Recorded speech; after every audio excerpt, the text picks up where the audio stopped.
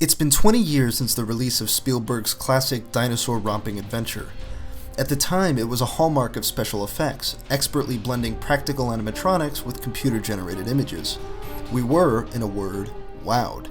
Jurassic Park brought to life the impossible. Fast forward to 2015, and Colin Trevorrow has a new vision, one where John Hammond's amusement park is fully functional and open to the public. However, in an effort to appease investors and keep crowds coming back, the masterminds behind Jurassic World realized they need to up the wow factor. Dinosaurs have been done. They were done with 20 years ago, as the film not so subtly reminds us. They need something new, something with more teeth.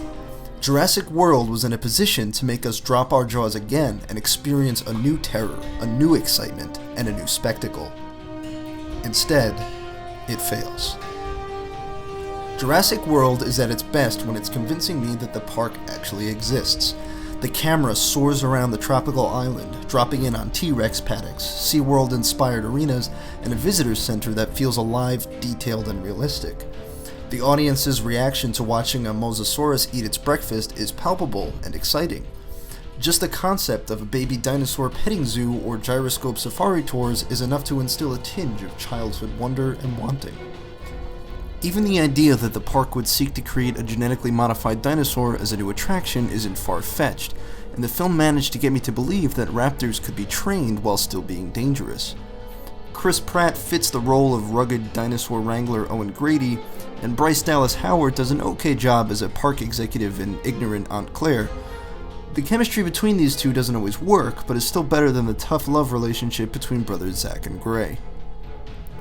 Jurassic World is a rejection of all the lessons learned from the previous movies, not just in terms of thematics and ethics on a narrative level, but also on a technical one. These computer-generated dinos simply don't command the screen presence and terror of their predecessors.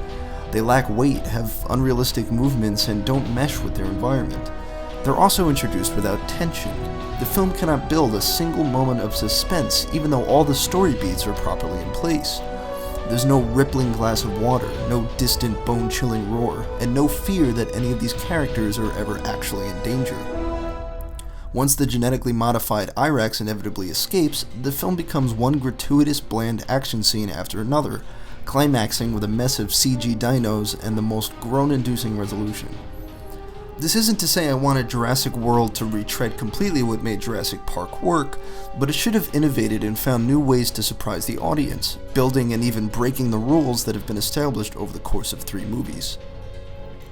The film's thematic compass is also all over the place.